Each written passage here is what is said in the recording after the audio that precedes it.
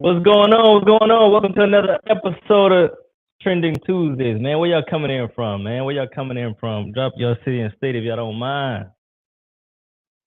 What's up, Byron? You on mute, man. You on mute, man. We can't hear you, man. We can't hear you. Man, I'm on mute, man. We got Baton Rouge in the building. We got Dallas in the building. You know, Detroit in the building. Toria, shout out to you. Yes, indeed. Yeah, man. Listen, man. Central PA in the building. Shout out to Leah. Houston in the building. Oh, we got some Houston folk. Okay.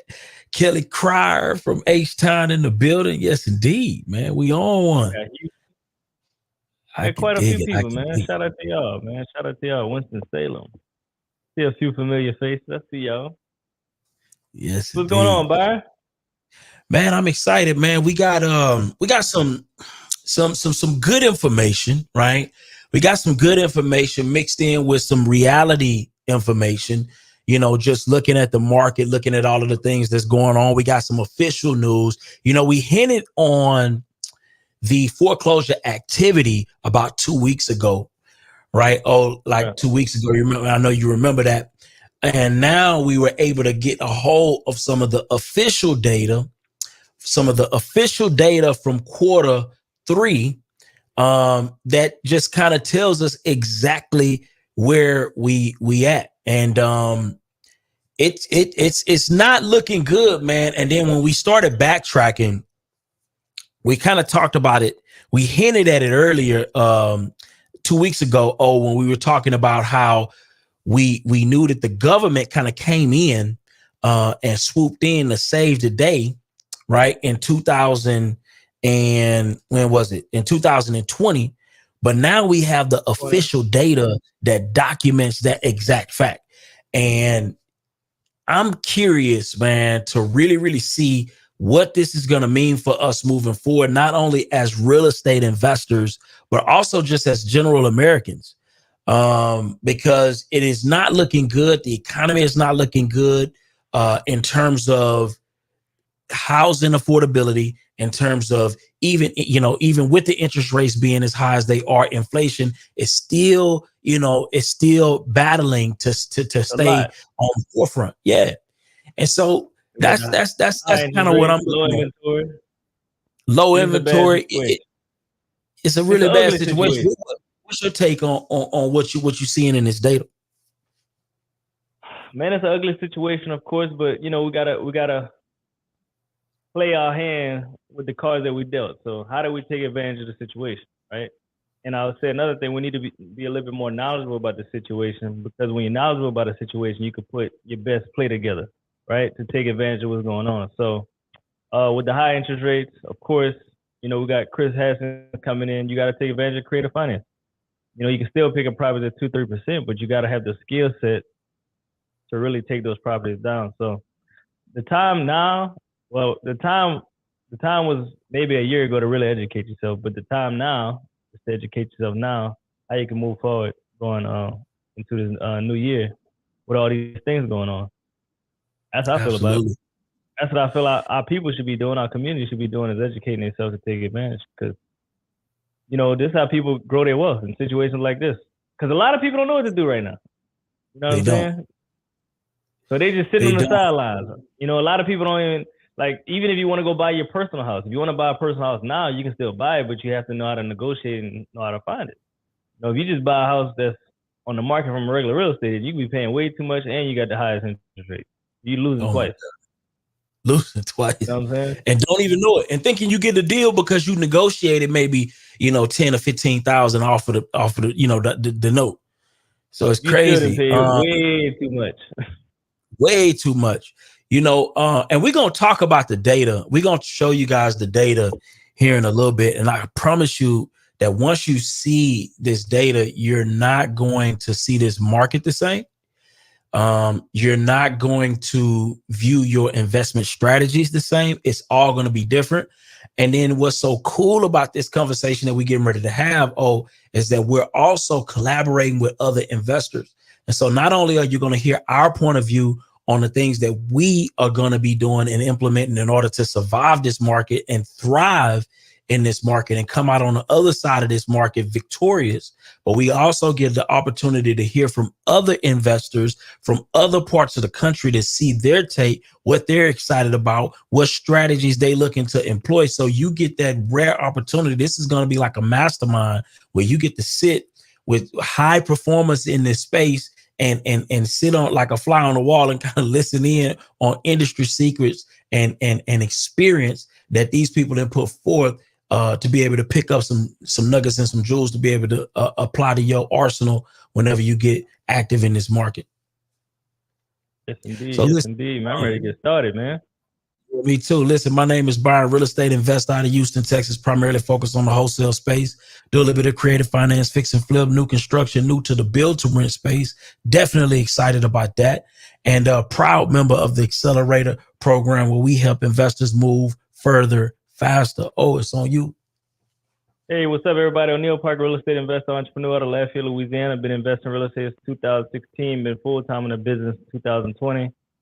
Do all things real estate, but truly, really enjoy rentals and passive income. And I'm the owner of Leverage to Wealth, teaching people how to leverage where they are currently in their life and their business and get wealth in real estate. So now let's get it started, man. What we got? We going to the slides or we going to the guest? Data, man.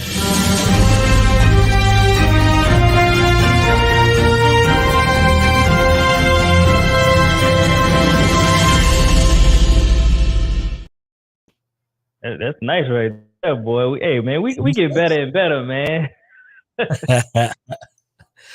Listen. Oh, this is it, man.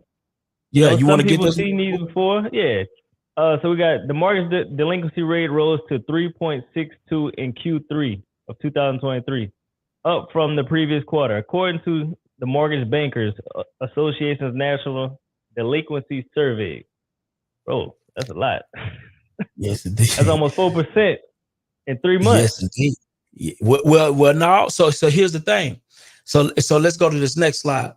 So here's the thing. So it's been hovering around this number, and you're gonna see this. So it says that the delinquency rate increased by 25 basis points from Q2 in 2023, and by 17 basis points from the previous year ago. So foreclosure actions on loans rose by 1 basis point to 0.14 in Q3. Okay. So here's the thing. And when we get to this next slide, it's going to point this thing out. Let's get to this next slide. This is critically important. So I want everybody to kind of look to the far right hand side of this data point right here. We're looking at 2020, 2021, 2022. You see how high that number, that mortgage delinquency rate was in 2020? I want y'all to pay attention to this. You see that number right now? 14. What, 13? Bruh. So what's scary about this, y'all? What's scary about this is that people was in trouble right during that pandemic time. Big trouble. People had already stopped paying their bills at this time. Okay. We have the actual data. Unemployment, right? Absolutely. That brown line is the unemployment line. Absolutely. So people had started struggling to pay their bills at this time. And if you look at these numbers, if you look at the numbers, right, it was high, and then then you see a dramatic drop. Now that's around the time when all of the moratoriums, the mortgage companies start putting in moratoriums. The government start implementing some funding into the system to help shield people from their own responsibilities. Now, here's the scary part. What this shows is that what we're witnessing right now is that the interest rates are starting to go back up. I mean, the mortgage foreclosures and the delinquency rates are starting to go back up. So all of the money, all of the government money, all of the moratoriums, that's over with. So, what I'm concerned with is what's going to happen, right, when these next couple of months start to unfold. Because you got to understand, people a lot of the moratoriums, even though the act itself was complete, like maybe even a year ago, right? But the effects of that bill and people being able to take advantage of the moratoriums just started stopping like the last couple of months or so. And so what we're witnessing in this data is that now that the government is pulling out and the mortgage companies and the banks are pulling out and letting people fend for themselves, my question is, what's going to happen when it's no more bailouts and people are having to pay? That bailout gone, man. So that's why we're seeing the foreclosure rate shooting up. And they're not printing money no more. So it's up to you what you was doing through all that time. Were you saving money up for this point? Or were you thinking the government just gonna keep printing out money? And a lot of people was relying on the government because most people, I don't know if you remember, but between 2021 and 22, nobody had jobs. Everybody was chilling at the house, collecting unemployment, getting stimulus checks, buying everything they found, every designer they seen, going to eat out to restaurants. I had never seen so many people in designer at that time, boy.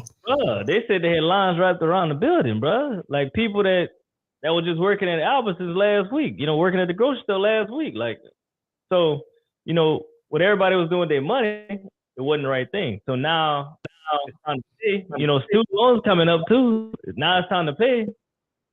They ain't got no funds to pay the money. And the job is probably not paying them the money that they need to actually afford the lifestyle that they have. So now they just in a funk right now, man. They don't know what to do. Wow. And then when you couple that, right, you couple that with the fact that we got higher interest rates, right? And so I need everybody to kind of pay attention to this here piece. And we talked about this 2 weeks ago when we were looking at some of the mortgage data.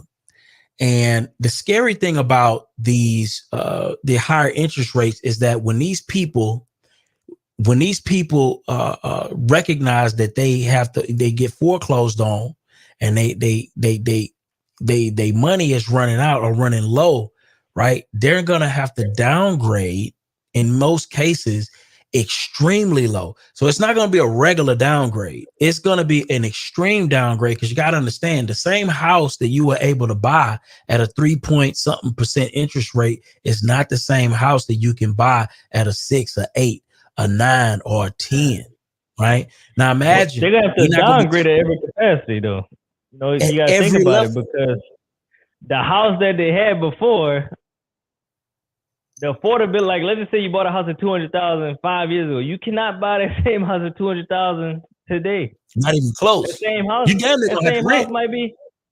same house might be $280, and the interest rate 9%, 8%. You know what I'm saying?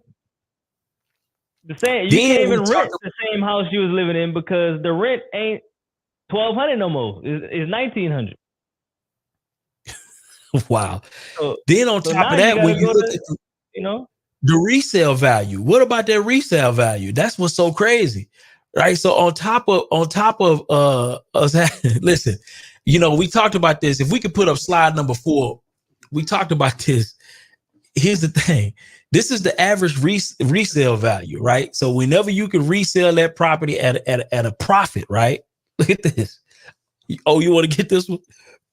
Yeah, so new home buyers can expect to spend approximately 13 and a half years in their house before they were able to sell at a profit over the purchase, mortgage, interest, and sale costs that went into the home. So, like again, if you bought houses in like 2015, 17, 18, you should have sold it in 2021 because that's when everything went up. Interest rates were super low and prices were going up. You trying to sell now, it don't make sense. Damn. It don't make sense. So it's nothing but a downgrade, or maybe, just maybe, we're going to talk about maybe some strategies, right, tonight where you can get in the mix and be able to take advantage and help some of these people. Because again, we're not looking at it just from a predatory situation. Some of these people really need help. And so we're going to talk about it. And, that's why I'm excited to bring up our guests, man. And these brothers, I got a tremendous amount of respect for. You know, they're very, very skillful, talented entrepreneurs. And we gonna talk about it, man. We ain't gonna leave nothing on the table. So you definitely want to put your questions in because we want to answer some questions as well. So yeah, man. What you think about that, O? I agree, man. Keep the energy up. Have a good time. Giving that no stingy energy, man. And like, man, we gotta introduce the first guest, man. I'm excited, man.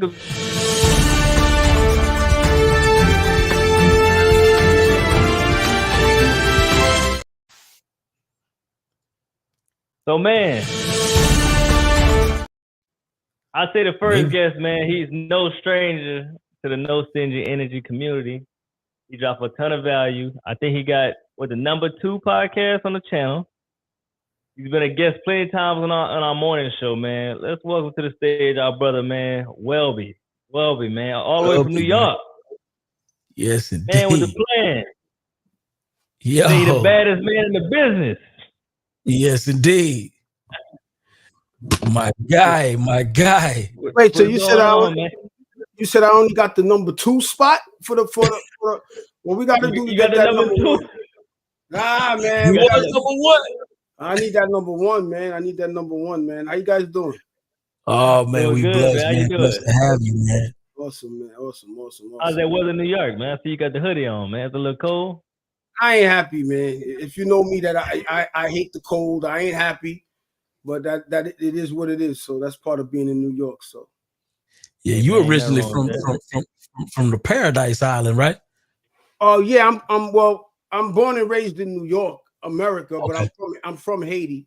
But so maybe that's part of the reason why I can't take the cold. But you know, but it is what it is. You know, that's what it is. But it's like 30 degrees out here now. So cool. Nah, no doubt.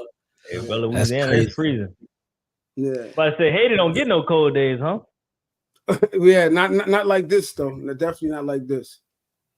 Yes, indeed. Well, listen, man. Let me go ahead and get my guy. Let me get my guy, Chris Haskins, man. Another brother that I mean, just genuinely respect. I've been following this brother's content for years, literally. You know, I've listened and learned from this brother. Talk about creative finance. Talk about, you know, all different facets of real estate, and he's covered it in such a detailed, informative manner. And so I definitely want to highlight and open up space for my guy, Chris, you know, another, previous guest we've had, at least on BOB. And so I'm excited to have this brother on No Stingy Energy with us tonight, man. So I'm excited, man. What's going on, Chris? I think you're muted. Chris, what's going on? You're on mute. Y'all, program director. Yes, y'all. Good to see you guys, man. It's an honor to be here with you guys, man, especially Welby. Good to see you again, brother. Well. Man, I should see you too, Chris. How you doing, brother? Yes, sir. Oh man. So pleasure to have you, man. How you doing? It's an honor. You know, it's crazy to see you guys doing this. I'm so humbled and honored to see people that look like me bringing value to our community. And as I'm listening to you talk about these foreclosures, you know, we buy them all the time. I mean, I used to go to the auction, but we're gonna get into all that. But I think from a 40,000-foot view of this thing, it's just really an opportunity for us to do more serving, as opposed to, you know, a lot of us looking at making money and opportunity and taking houses and all this stuff. But really, it gives me a chance to go out and help the community, you know? Absolutely. Right. Absolutely. I love it. So here's the thing. You mind giving us a quick introduction for the people who may not know, you know, a few that may not know to who you are, and then we'll go to Will. Yeah, cool. I am Chris Haskins.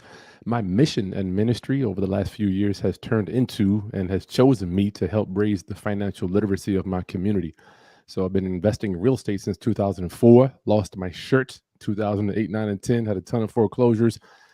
I was doing real estate investing wrong from 04 to 010, got educated in 2007, 8, 9, had to swirl around in my head for a few years before I deployed it.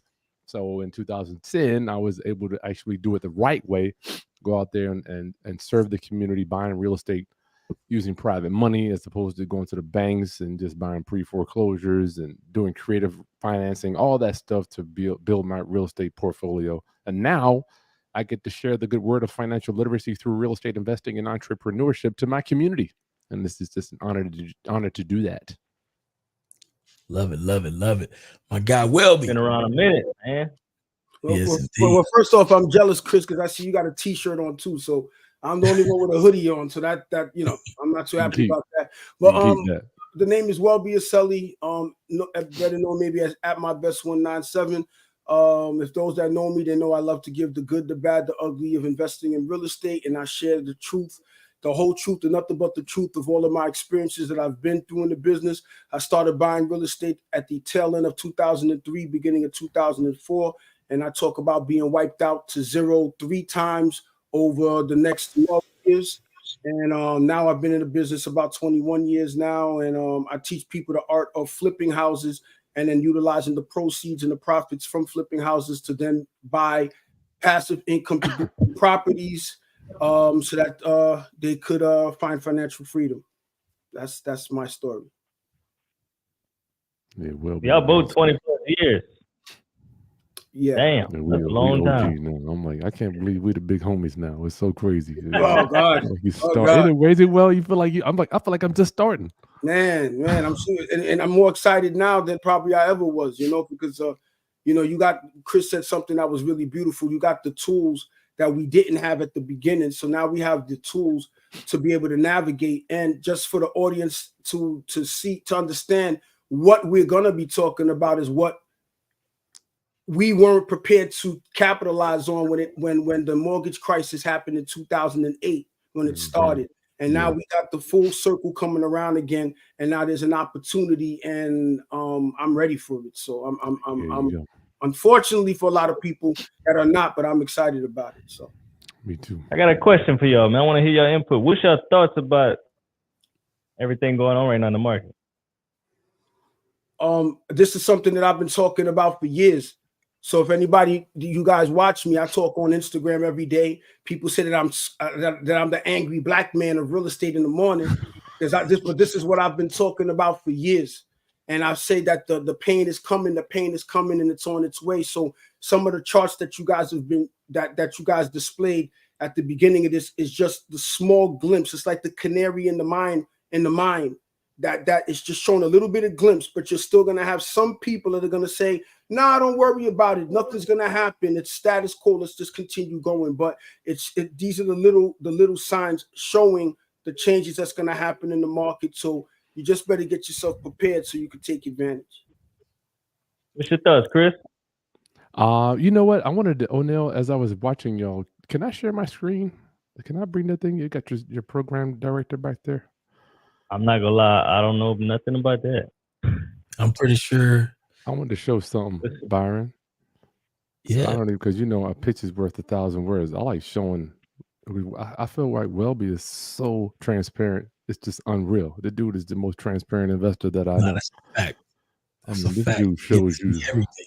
So here's my. I don't know if you can see this. So here's my. I want to show you this is spreadsheet. So I get foreclosures. It's funny we're doing foreclosures. I do foreclosures. My team pulls them every Friday, right? I get a list. And this is what my list looked like about 1.5 years ago. What, maybe 5 or 6. So this is my list that came out last Friday. Wow. I mean, that thing loaded. When y'all are talking, I'm like, this is nothing but like dinner at my house. This is what we do.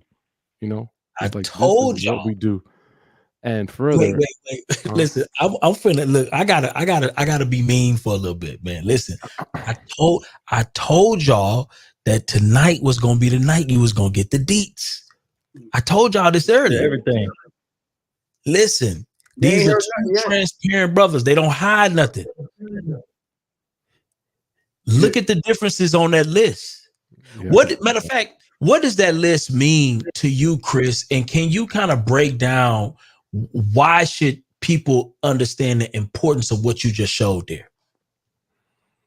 Well, wow, we can unpack that for the next hour. Here's the thing, man. I don't know if your audience understands the unique opportunity. I know Welby does because we've been doing this since the 20 years. Welby and I were so excited just to be in the game in 04, 5, 6. I mean, I've hung out with Welby. I had broke bread with the brother. I've been to dinner with him, and we've been in hotel rooms talking. We were in a part of time in 05, 6, 7, just kind of trying to figure out what the hell is up, down, left, right.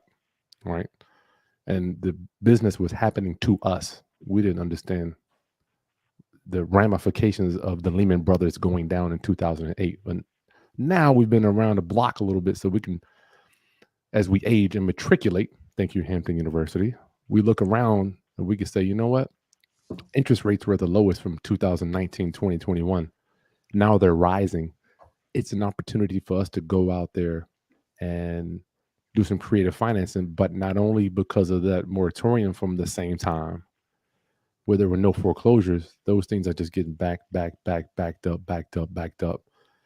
And now that they're being released, Welby and I, since we knew this was coming because we've seen it happen in 2008, we get to take our slingshot back so far, and we get to really take a good hit at the market now. And further, and I don't want your audience to think this is about making money and stealing houses. This is about providing value and helping people, y'all. I gotta make sure I preface that. That's a prerequisite. No doubt. You were just saying about the money part. You know that when I started out, I was just like money. I gotta make money. I gotta pay my bills. I got this. Now it's like I don't even want to buy it. I don't need another house. I don't need to buy this house. You know, how can I help you get where you need to be? And then if we can make some money, cool. Love it. That's refreshing right there. Absolutely. Well, you know, when you got all them commas in your bank account, it's real easy to come from that perspective. Will became years. I seen multiple commas in that thing, man. So yeah, that too. So, Welby, what's your thoughts? Same question to you, man. What's the question? Say it, if you don't mind. What was the question? Oh, you talk about the foreclosures. A few foreclosures. What's your thoughts when you see all that? Yeah. Right now. Yeah. What's your thoughts? I'm excited, but it's something that I've expected, and to add to what Chris was showing, I received a phone call from a representative that I deal with at Bank of America. And what they were doing is that they were putting a list together of their investors in the area, and was wanting to know if they would be okay that they could put me on their mailing list for the foreclosures that are hitting their accounts, their pre-foreclosures that are hitting their accounts, to see if there would be possible interest in me acquiring the properties before they would actually hit the market. So even the banks are recognizing what's on the horizon. So, I mean, listen, if we're not the ones potentially buying it, somebody's going to buy it. So that's just the nature of business. You're going to have people that are going to lose. You're going to have people that are going to capitalize on the people that are losing. And it's nothing with malicious intent when those things happen. Somebody has to acquire these properties. Somebody has to acquire them, fix them up if need be, manage these properties, and do what it is that needs to be done to keep the upkeep of the neighborhood. So, I mean, I'm just being honest with you. I'm excited because I missed out on what happened during the subprime mortgage. I got wiped out when the subprime mortgage happened, because what a lot of the people were doing these last few years in 2020, 21, 22, even 23, that's the same thing that Chris was doing and I was doing in 2003, 4, 5, 6, 7. We were acquiring these properties recklessly. We were getting mortgages for free. We were getting them as long as you had a post, you can acquire the property. And then you didn't understand you were over leveraged. And then after being over leveraged, you couldn't maintain. And then by not being able to maintain, you couldn't pay the mortgage. And then you ultimately ended up having a foreclosure. So I wasn't prepared at those times, but I'm ready for it now. Wow. So I got a question for y'all, man. So I know Chris, it's too much, because I mean, because I'm just saying, if the 70 plus people that are on here is not prepared for the truth, this is not the live that you want to be on. This is not the YouTube you want to be on. All right. But if you guys really want to go through generals, captains, if you want to call us that, battle tested people, then you came to the right place. All right. So, I hear you say, Welby, we were riding around buying houses recklessly, over leveraging. I remember those no doc loans. I thought I was doing something. People looking at me like, "Dang, Chris, you doing it? You doing it?" I'm like, maybe I am doing it. And you get and you know, you want to know what that old saying, getting smoke blown up your tailpipe. I keep saying over and over again, you get excited to be in welcome to the party. So you figure just getting to the closing table was a win or is a win, and then you find out after the fact. So it's no different than what's going on today. So a lot of the people that were acquiring properties, I'm gonna say it, bragging about the 2%, 3%, 4% interest rates, and just ecstatic to get invited to the party as a quote unquote homeowner. Not too long after, you start realizing that there's something wrong. Something doesn't make sense. There's something not adding up.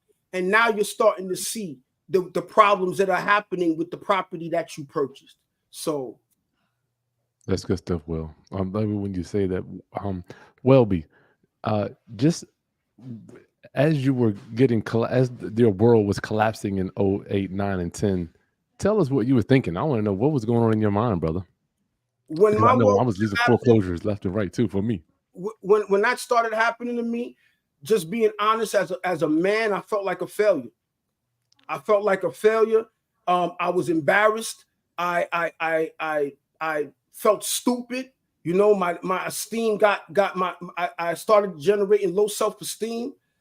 Because I'm thinking that just because I was able to acquire this property and get a property in my name, and I was able to buy me this multifamily, I thought that I won. I thought that all I had to do was get this property in my name and get approved for a mortgage, only to realize that it took way more than that. So when my world started coming down, Bank of America was suing me, Chase Bank was suing me, Capital One was suing me, tenants weren't paying their rent, you know, and I had to be left holding the bag, and I didn't know what to do.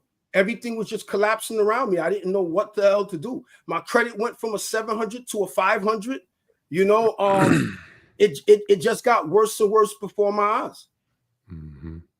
How many properties do you think you lost within that between 2006, 2009? Oh man, I mean, I can't even count, man. Okay, I can't even tell you. I don't want to even give you a set number. And here's the reason why. Because we especially in our community have gotten caught up with a number, the unit, or I should say a quantity versus the quality. Right. So it really doesn't matter if it was a lot. Put it that way. It was a lot. But the quantity of what I lost, and then when you add the value to it, it equated to millions of dollars that I got foreclosed on, that I lost, that I owed on credit cards, things of that nature. You know, so you know, I don't like focusing on quantities. I like to focus on the qualities of or the lack of quality of whatever the properties that I owned at the time. So I got a question for Chris, man. You know, after going through all that, what made you like stick to real estate after you lost everything in 08? Like, why would you want to continue to do real estate after you lost it all? Man, that's a good question. Oh, wow, that's a good question. What made me stay? You know, I am the type of guy. You're right. A lot of my counterparts were gone. I'm a type of guy. Oh, I have to like remind myself and trick myself, and actually pull myself to remind myself. Okay, I'm want us to stay there for a minute. Like a lot of winners, like some of you guys might just do this on autopilot every day. I can't do that. I have to constantly remind myself I am a real estate investor. I am an entrepreneur. I'm a business guy. What do? They run to fires. So I had to constantly remind myself and read books and quote Warren Buffett. Successful entrepreneurs run to problems while everybody else is running away from problems. So I had to constantly remind my Chris, I know real estate works. I know it works. I must have done something wrong. So I had a lot of sleepless nights in the bed. I just got married 2010, man. I got all these foreclosures on my record. I'm like, it's got to be a better way. I just got educated, man. Hanging around I put myself in an environment where I learned that this traditional way of doing real estate is just for the birds. It is a lie. If you think that going out there, getting loans, down payment, acquiring high interest rate loans and with no equity and just buying properties on the market traditionally is the way you're going to build your real estate empire, you've been sold a dream. And just like I was, so they were teaching this mess. I had attorneys teaching me buy top market, hold for a year and sell. It was sick. Wow. No, but Chris, don't think so, because it's the same thing that's happening now. That's been happening. Strategy. The same strategy, exactly what's been happening now. And then you got the blind leading the blind. You have the blind leading the blind. So you'll have a realtor will tell a client, don't worry, buy this property at $500,000. The client question is going to ask, how much is the property worth? Don't worry, the property is worth $500,000. But don't worry, in a year, at the pace that the market is going, it'll be worth $650,000. You could refinance,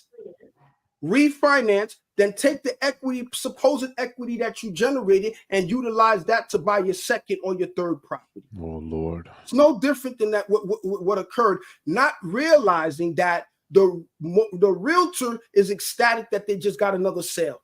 And they maybe got a second or third sale out of you. The mortgage lender, just because you got approved for a mortgage does not mean it's affordable for you.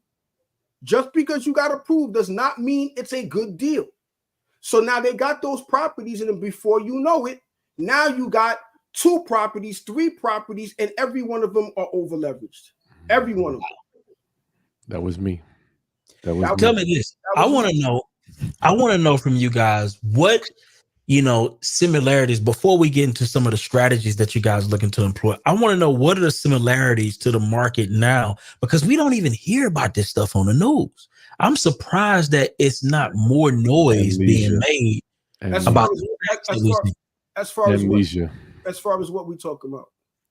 2008. Yeah, like what are the similarities between the market conditions that we're seeing now and the 2008? Do you see any similarities as to what we can kind of expect? Completely. You know what it is? People love to harp on terms. So you'll have people that like to harp on what's it called again? 2004. What was that called again? The subprime loan. Oh, subprime. No subprime mortgages. 2021 is COVID. So people like to harp on terms, but they don't listen to the core essence of what's happening. So you get what I'm saying? So now when you're talking about 2004, it's the same thing that was going on in 2004. People were overpaying for properties. No doubt, the people who were getting approved for the loans weren't truly qualified for it. It's no different than what's happening now. People are overpaying for a property, but because of the low interest rate, they are justifying buying the property because the interest rate was a 2%, 3%. It was no money. And then they're not realizing that they're over leveraging for the property and they're barely cash flowing. Yep. It's the same thing. But what about you? I love when you say terms. 2004, 5, 6, there was no doc loans. Now we got 2022. We got DC. What is DSCR loans. DSCR loans. Same. The name is different, but the act is the same. They've been doing, I think they've been doing this before we got here, dog. Long before. It's so that everything is the same. The essence of what you're doing is the same. They're just changing the players and they're just changing the title, but it's the same thing. Same thing, man. That's all that it is. And then this is why I tell young people. I know that we all look a lot younger than we are, right? If you're in your 20s, you're in your 30s, you do not understand.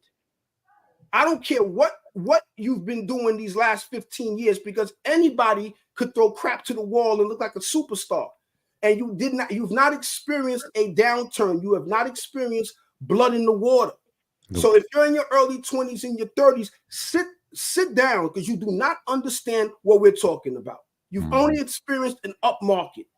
Now you're going to see that old saying, the tide is going to be pulled out and you're going to see who's been swimming naked. A lot. Hey, let me ask you, I know I don't want to take the show, but did you see a lot of people disappear in 2009 to 12, 13? Of course, just like they're happening right now. It disappeared right now. Listen, I have people. I don't want to bring up that conversation that I brought up because the video is still going viral, right? But I did imply about people doing the PPP. Oh snap! PPP loans, and what was the other one with the tax stimulus? ERC. The ERC loans. And EIDL, they had that too. EIDL loans. And then we all know what these people were doing. They stole money to create an image, right? Ooh. Let's make it clear.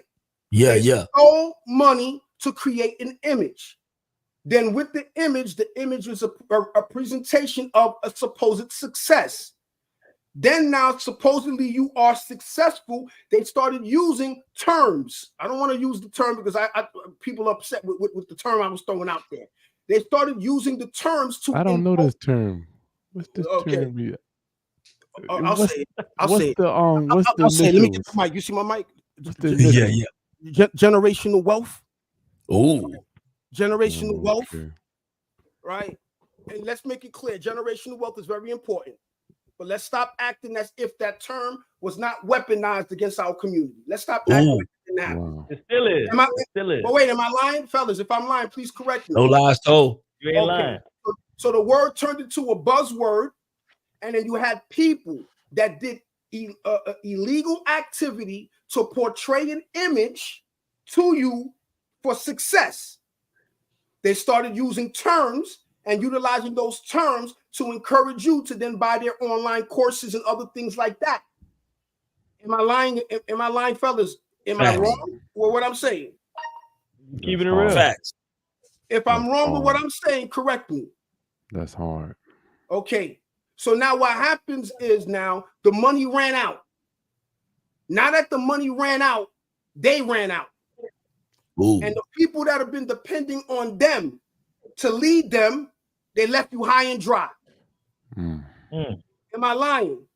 No lies told. Okay. So if we're talking about for our community, let's stop playing around as if this, I'm going to keep it clean.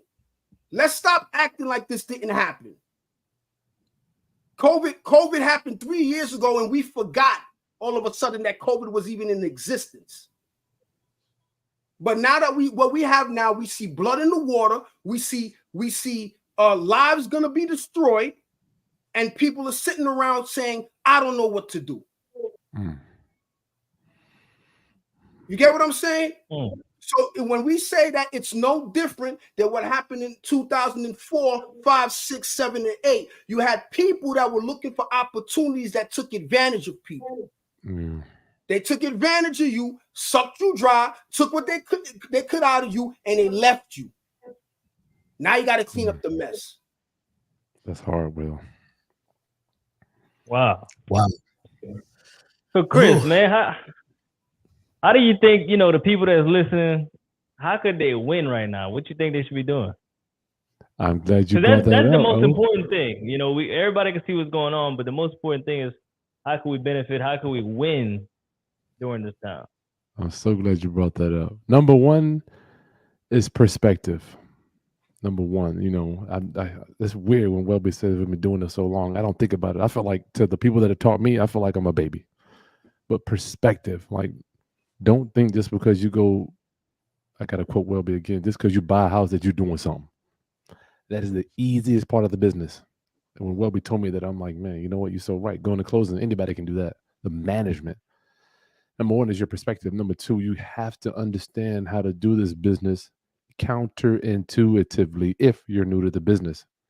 All the mess you learned growing up, I don't know anybody that learned creative real estate. They had to be taught that stuff. Nobody learns it by mistake. And number three, you got to learn private money. You must be able to deploy and understand and raise your level of awareness regarding the amount of money out there you can use that's not conventional banks.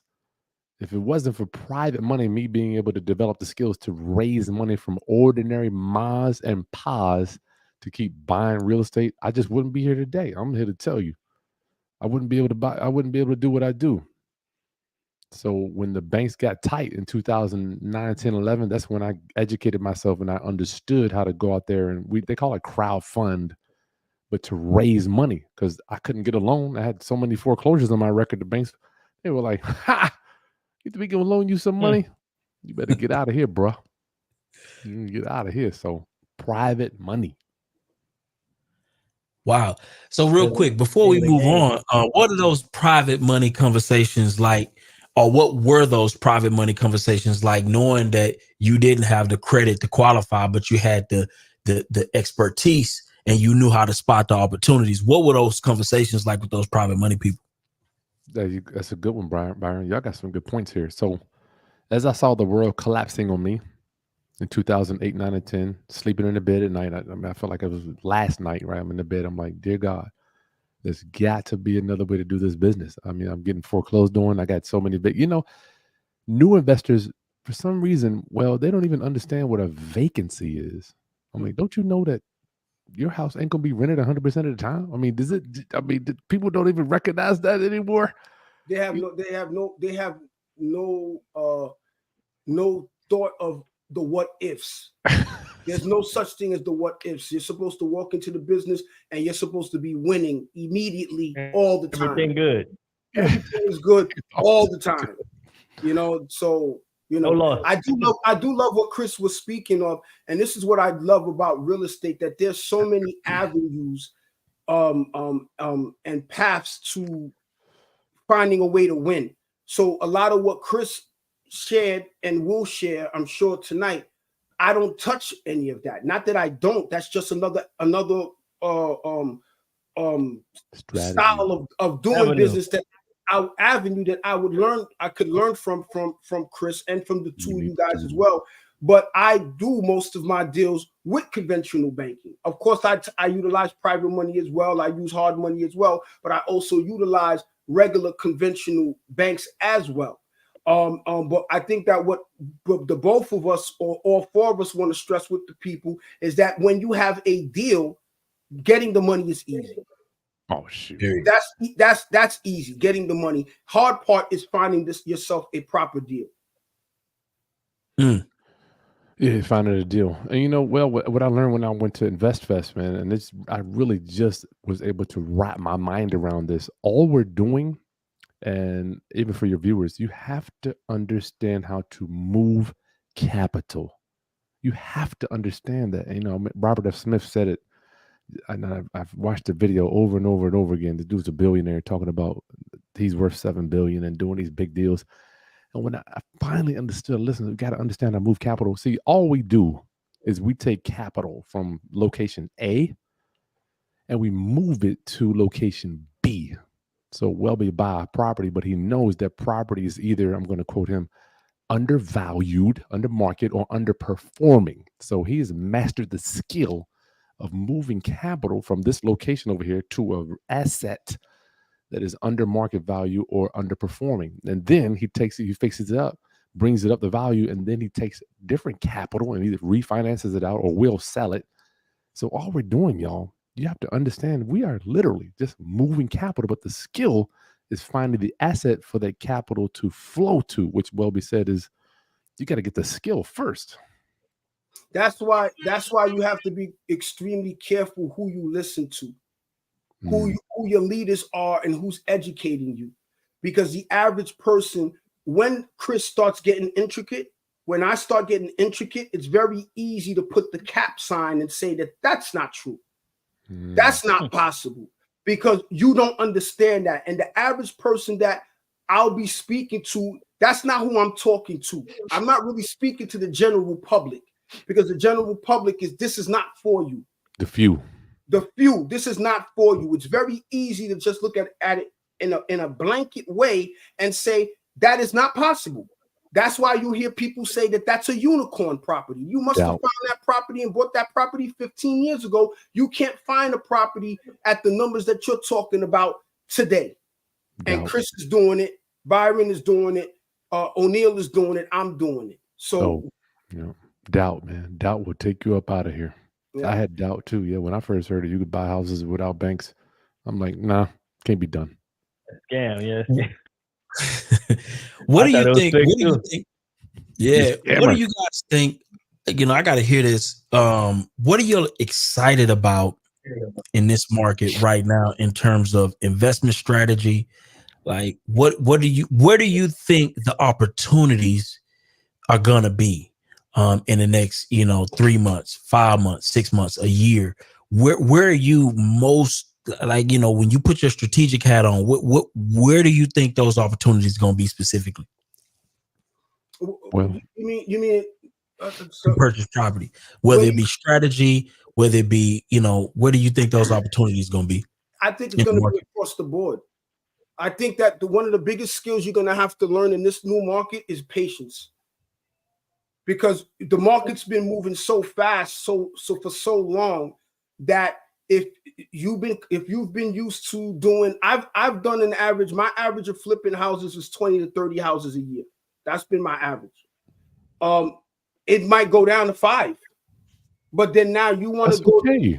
If you're gonna say again, that's okay. That is totally okay. That's fine. That's fine. But you want to make sure that the 5 that you're gonna do are gonna be worth the effort that you're gonna have to go through, because the sale is not gonna be as simple as we used to have it. You're gonna have to be prepared to give sellers concessions, or holding a property a little bit longer, different things like that. Then on top, so being patient is gonna be the next one of the most important skill sets that you're gonna have to have, because you want to be patient enough to not wait, but skim through enough of these properties to make sure that you get that needle in the haystack that's going to work for what you're doing. Yeah, good point. I like that. Byron, can I tell you what I'm not excited about before I tell you what I'm interested in? So just last week, I had to take back. I'm like just a private guy. I rent out my properties to other investors. I do seller financing. I don't really do too much tenant management. So I rented out a property to a guy. He did short-term rental on it. And I had to take it back last week from the guy because he wasn't producing. So I am not excited about Airbnb. I'm seeing guys get crushed. I'm telling you, you think foreclosures is oversaturated?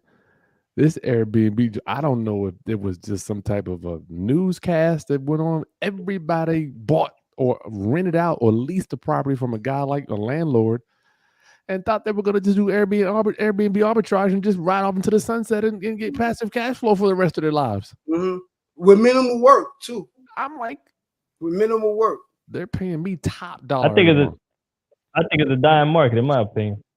Yep. I'm Airbnb is going. Yeah. So you think the Airbnb play is dead? Oh no, I don't think it's dead. I said I'm divesting from it now just because I'm just saturated, brother. I mean, you're gonna have some markets that's gonna be completely devastated. You're gonna have some markets where there were whole towns that converted themselves to neighborhoods. They're gonna be devastated. A lot of hotels and cities is passing too many laws to get rid of it. Oh, they fighting and they got teeth. And the they got hotel taxes really run most cities, and they're not really getting capital from those Airbnbs like that. So I've been to city. The hotel lobbies they hate Airbnb. Yep, I've been to city hall meeting after city hall meeting. I've spoke at the legislature meetings, at the city council meetings in all my towns, brother. And every time there's a hotel group that's there, and these dudes got some power. I didn't know that. I'm looking at them after the meeting. They're going by in the back door. I'm like, what is this? You're going to see the same impact is going to happen to the travel nursing industry. You already started seeing it, that the same thing is going to happen to the travel nursing industry as well. So I'm sorry. Same thing. So what's going to happen with the travel nurses? Like, you talking about the midterm rentals? The same thing that's happening to Airbnb. The travel nursing industry is going to get impacted as well too, because you got the travel nursing industry that started changing markets as well, where people just figured, hey, I'm near a hospital. Let me start converting my property into a travel nursing apartment. And then, you could rent at during COVID, they were renting as much as triple their average rent per month. Right. And you'll see There's a lot of talks about that, and they're going to start changing the rules on that as well. It's already here. Well, that's happening right now. Okay. Wow. So this is why we always tell the midterm rentals. So short-term and midterm rentals, what you know of it, because it really took off in 2020 for midterm and short. Right? You're going to see a change. Now, I always tell people, I'm not telling you not to do short-term or Airbnb, and I'm not telling you not to do midterm, but make sure that this property can sustain itself as a long-term. And a lot of people were buying their properties because, of course, you can make that much more money with the short or the midterm. But now that you're going to have to convert this into a long-term, is it going to be sustainable? And a lot of people are going to find that it's not. Well, are you saying don't buy rental property based on the cash flow of a short-term rental? Oh, I definitely wouldn't buy anything based off of that. How many times have you heard that over the last few years? Well, short-term, I'm buying it. I know the payment's $2,300, but Airbnb is $3,000. I'm good. That's right. So everything should be based on worst case scenario. You have to do it based off of worst case scenario, because the worst case scenario is going to happen. It's gonna happen. Especially in the market. I'm trying to figure out why people don't base things off worst case scenario. Like that, because the reason why they don't base it off of the worst case scenarios, because what we're talking about is not cool. It's not what sexy. we're talking about is not sexy. It's not popular. Wow. People only want to speak on the supposed upside. I speak to your favorite influencer in this space. They're not hitting it the way you think they are. Oh snap! Listen. When I speak on things, a lot of the times I'm on an island by myself. But fellas, am I lying? If I'm wrong, tell me. And what's crazy is the ones with the biggest cars and the biggest flash be the ones with the least going on. And that's and I'm just keeping it a beam. Because a lot of those cars is marketing. And listen, and let's be real. When because there's a brotherhood and a sisterhood in this space. There's a camaraderie that's developed from people like me and Chris, me and Byron, me and O'Neal could speak, and we're like twins. I already know what he's gonna say before he say it, because there's a camaraderie when we're in this space. And let me tell y'all, when we hear or we see certain things, we're like, where does that work at? That doesn't even make any sense. That makes absolutely no sense. But here's the thing. What we do is not sexy because we don't pull up loud. We don't dress the part every day because that's not the way the game works. No. That's not the way the game plays. You understand? So that's why what we speak on is not popular. And that's why it's easy for people to want to throw backlash at us, because we want you to understand that there's a lot of work that is involved with doing this, but it's worth doing it if you're willing to put in the effort. Long term. But Byron, listen, we got to take a quick break. Man, this is a phenomenal conversation. Matter of fact, if you're getting some value from, you're talking about over 40 years of experience with these two brothers alone, right? So if you're getting some value, put a fire emoji in the chat, because we're finna pivot to a quick commercial break real quick. And then we're going to be right back to have more of this conversation, because we want to talk more about the industries and what's winning and what are these brothers excited about. Let's get to it. What's up, y'all? So most people struggle with sales. A lot of us in real estate, and we struggle with our sales. We struggle with follow, we struggle with leads, and we just basically missing out on deals. For me, I just got on Taskify CRM. They send messages out for you. And look, a lot of us have work. When you get off of work, you have hot leads ready for you. Make sure you check out Taskify CRM. I'm telling you, it automatically replies for you.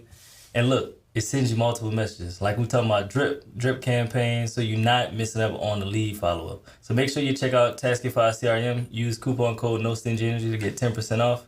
And I'm about to show y'all inside my CRM so I can see how it really works. Make sure y'all check it out. Peace. Yes, indeed. Nice. Yes, indeed. See, well, we went to take a break too. Yeah. Oh, no, I'm here. I'm sorry. So here's the deal. It's funny. I want to preface with this, because we got hit with a couple terms. I've heard a couple of rumblings. Dang, them BOB boys, man, them No Stingy Energy boys, they didn't got negative. You know what I'm saying? Like, yo, them boys, bro. yo, like, I need something that's gonna get me pumped up. And what I want to preface, when they get the pumped up shit, that's when everything go bad. That's when everything go bad. I'm not finna pump nobody up to go run into a wall. This is the reason why we have to put a disclaimer and tell them that if you're not looking for the truth, this is not for you. There's a whole lot of other places you can go. Get all the fluff that you want. You'll be excited. Go run into all of the brick walls you want to. Get all the fluff that you want, but this is not what we here for. But we can get you excited on actionable steps. We can give you real actionable steps that you can actually do, because the steps that we will share with you is what we're actually doing ourselves. So let's get to it. What else are you excited about, Chris? I guess we'll start with you, Chris. What are you excited about in this particular market in terms of investment strategy? Let's just start there. Investment strategy. What investment strategy are you most excited about in this market? Whether it's the next 3 months, 2 months, a year. So we know what I'm not excited about, Byron. We got that one out of the way. Yeah, no Airbnb. And not taking the properties back. Yeah, we took 2 of them back last week. So, one, I'm still excited about with my tried and true Section 8. My properties were renting for $1,200 before COVID. Now they're renting for $2,000 for Section 8. I'm like, good God, leave it. Wow. And I know Welby. He got some $800. I can't. So what's the cash flow on that? Cash flow for me is sound crazy. Oh, I'm 100%. I don't hold a bunch of mortgages, man. I'm done with that stuff. Oh, so all of that's going to you? Not all of them, but most of them. I got small mortgages. So what I did, gentlemen, was I paid off all my stuff, and then I went and got private credit lines against my joint, so I still got access to all the money. So that was my strategy. So wait, Chris, because you Chris, we're gonna make it even better because he kind of slid over it way too fast. So the strategy that you just described, essentially, you're your own bank. Yes. Whenever I need to borrow money, I do an email or a text. So so you didn't have to go get life insurance and then borrow against your life insurance and all this other. Oh, man. You didn't have to do anything like that, right? I know how you feel about that. Well, no, I missed the life insurance thing. I do self-directed Roth IRA investing, but I don't have a life insurance policy that I do all that stuff with. I don't. And there's not. And before people start throwing shots, everybody should have life insurance. Everybody should have life insurance. I did not say don't have life insurance, but people can't even afford the premium. They can barely even afford the premium.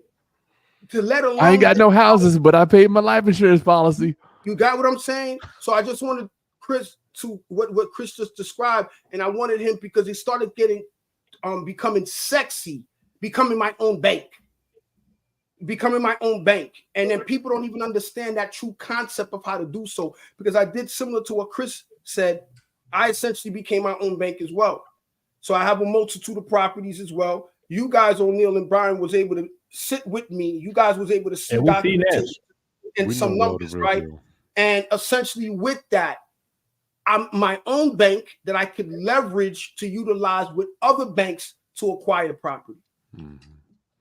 So when you say you got private lines of credit, what does that mean? You got it with individuals, like an 80-year-old man said, look, man, I got $1 million. I can put, a house worth 100, I give you up to 80,000 whenever you want it. That type of thing. Like, what kind of private lines of credit do you have?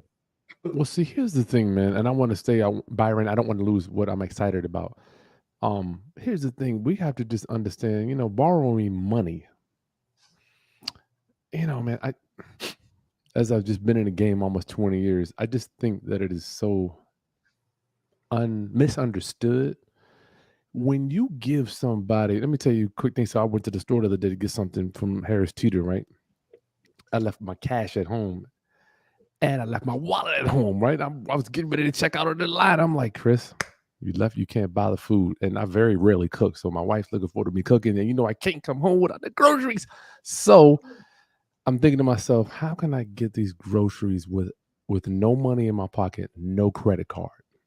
right? And I don't have the Apple Pay and all that stuff. So my mind quickly went to real estate. What do we do when we need money in real estate? What do I do? My mindset is, how can I give somebody more value for the money they're giving me?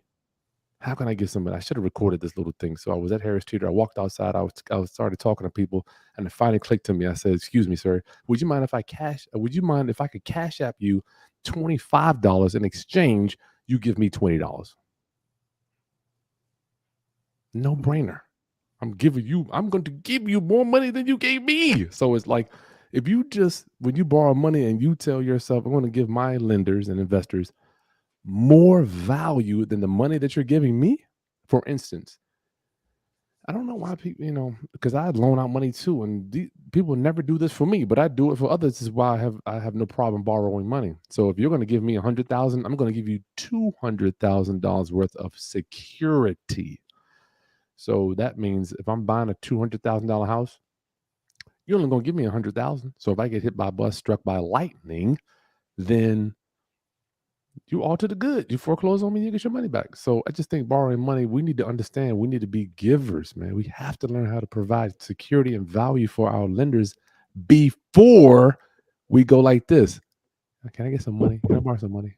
I mean, I'm like, get out of here. How much security? People ask me all the time. How much? I mean, they want me to put up money. I'm like, what's my security?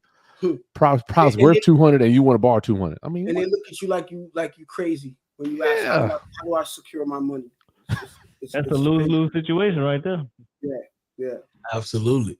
So wait a minute. So we got to go back to this housing, because somebody put in the chat, how are you getting the 2,000? They was like, how the hell do people get 2,000 for Section 8 vouchers? I get them too. That's market specific, man. Yeah. I just put some in the chat based on zip codes. So you can see what the numbers look like. It's crazy. So here's the thing. Section 8 went up across the board. It went up across the board. Like everybody I know that got Section 8, them numbers is crazy. And not only is Section 8 up, Section 8 is still behind on average 10 to 15% in each market.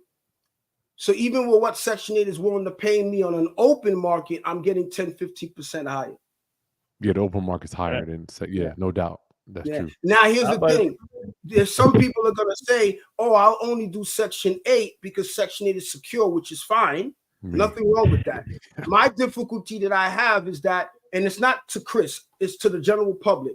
You only have one or two units, right? So that $100, $200 that you're willing to take off is between the two units is $400. But when you got tens of units, it equates to thousands of dollars a month that you're losing because you're taking the reduction.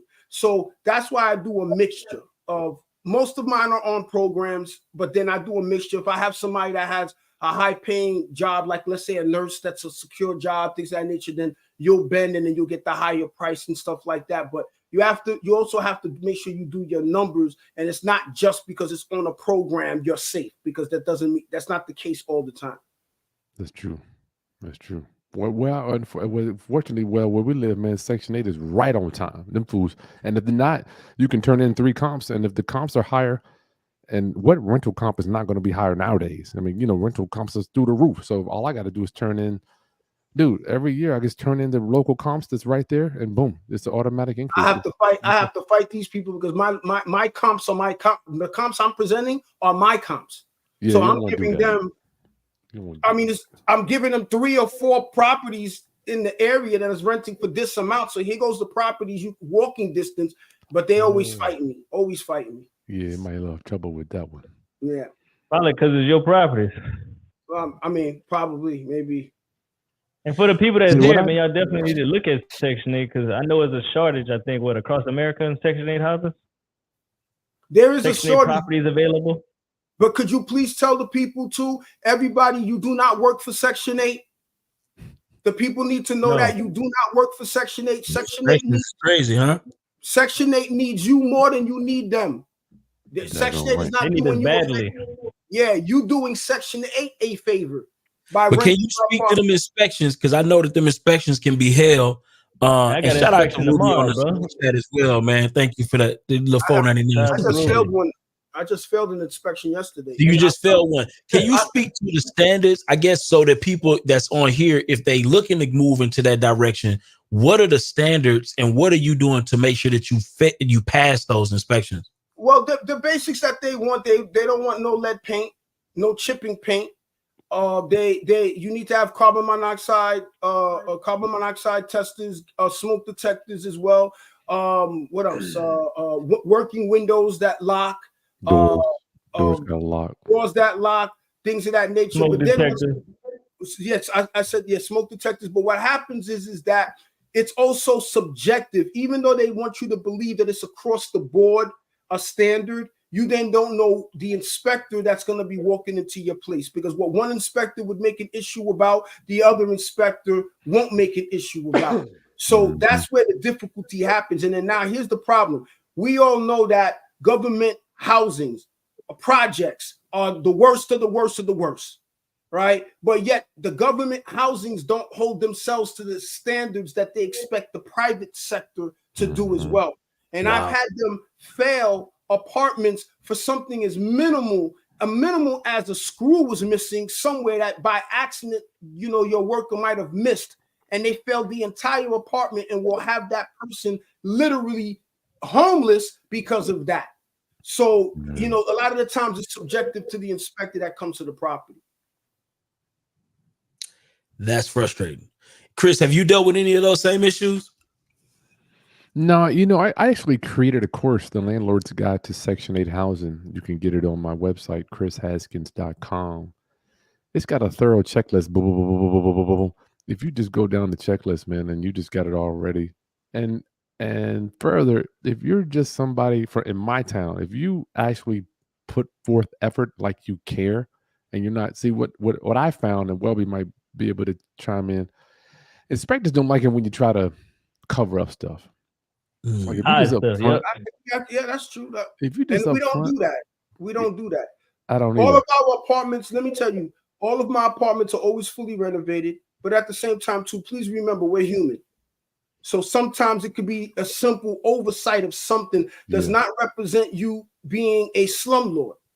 Then on top of that, when you compare my apartments, just being the truth, I set the standard in my area. The average inspectors that will come will say that my apartments is always the best that they walk into. So if there is an issue, whatever it may be, it's fixable. We don't work for you, Section 8. We're partners. So if it is an issue, let's work together, because the common goal we're supposed to be having is serving the community. That's what we're here for, is to serve the community. So if there is a mishap, let's work together so that we can serve the community and get these people housed. That's what we should be doing. I love it. I don't really have an issue. I love it, man. I love it. Might come to me for something small, but yeah, we get through them and it's over. Because if you just spend the money and don't cover up stuff, man, you're good. Yeah. So Welby, I got a question for you. So how do you plan to win with all this stuff going on, since you're not really a creative guy and an off-market guy too much? So how you plan to win? To be honest with you, I don't focus on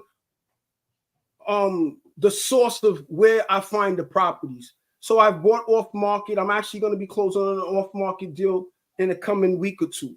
But the source of where you find your properties is not what should be your primary concern. Is you understanding how to vet if it's a deal or not. That's the reason why you have people that think that because they bought a property off of auction.com or because a wholesaler presented the property to them, that it automatically means that it must be a good deal. So if you understand the process of vetting a deal, regardless of where the source of the deal came from, that should be, I think, the most important starting point of any new investor, is being able to identify a potential deal, breaking it down to confirming why it is a deal. And if it is a deal, walk through the process of acquiring it. But if it isn't a deal, have the heart to walk away and not force it. Yeah. Good point. Wow. Nice. So what do you think people should be buying deals right now? You think 60% of the ARV, 50%? Well, they got a lot of things changing. Right now, with the mentees that I have, I tell them the minimum that they should be acquiring their properties at prior to rehabbing is at is 60 to no more than 65% of the value of the potential value of the property when completed. So all of my properties, I'm at a 65% acquisition. Okay. So what are you telling your people, Chris? What do you think they should be purchasing these properties at? Well, here's the thing. I am just ecstatic about being able to buy. I don't care about 60%. I mean, it depends. So I'm now at this point in my life, if I know I can get a house that was purchased from 2019 to 2022 and take over that debt as opposed to me going out and qualify for a loan, I don't care how much equity is on it. I don't care if it's zero equity on it, because this is the time, from my perspective, where you build your real estate portfolio. I mean, I could care less about equity. It's irrelevant. You can't eat it anyway. So what's the key factors you're looking for? If somebody comes to you, hey, I got this property, I bought it at 120, I owe 95, my interest rate is 8%. So what are you looking at? What tells you like, oh, this one I want to take over? Because I know not every house makes sense to take over. Yeah, no doubt. Yeah, well, that's why I'm focusing on loans that were originated in 2019 to 2022. I'm not even thinking about a property that was sold before, like from 22 to now. And even before 18, I'm like looking at those. I'm like, if you originated your property, this loan from 19 to 22, I know you got the lowest interest rate ever. So I'll take on that burden, because I know all I'm going to do is sell it to somebody else and they're going to make the payment for me. My thing is, what is the monthly payment? And we're seeing them, man, 2.8%, 3%. We're taking them over. They're coming down the pipeline. They're behind payments between 800, probably 1,100 right now for like a $180,000 house, 90,000 to maybe 200,000. Mine are probably about 220. 220, yeah. That's about the sweet spot. But here's the important thing, guys. What Chris is saying is that he knows how to add value to that property, because if he's buying that property or taking over the mortgage with a low 2% interest rate, he doesn't care if there's equity in it, because he knows what he has to do to increase the rental income of that current property. Because most people who are buying properties, they don't know how to even manage the property. So they don't even realize that this property is underperforming already, and that they're leaving an additional potential $2,000 in net income a month on the table. So they just don't know. They're just slowly dying a slow death, where Chris knows immediately he could take this property over. He knows what he's going to have to do to get this property up and running to increase the cash flow of that property. Oh yeah, yeah. I think once again it goes with education, but I think a bigger conversation that all of us need to be looking at, or everybody, like, what is going on? Because nobody is not nobody, but the majority of people that got those loans between 19 and 22, y'all, they are going to turn into landlords, correct? They're going to turn into landlords? If they can. If you own a property, you bought it 19, 20, 22 with a 3% interest rate, you, in your mind, you want to be a landlord. I mean, you don't want to sell unless you have to sell. I want to know from you guys, what are y'all, especially and Byron, all there, what do y'all think is going to happen if the market gets flooded with all these homeowners that got low interest rate that want to be landlords? Are interest rates going? I mean, are rental prices going down? I'm still confused. You say they want to be? You talking about buyers or existing people? Think about it, right? You bought a house from 19 to 22. Existing. You bought a house from 19 to 22, right? 2019, 22. Me and my Dan talked about this last week. Those people, they don't want to sell because they got a low interest rate. They're like, I got this interest rate. Why would I ever sell?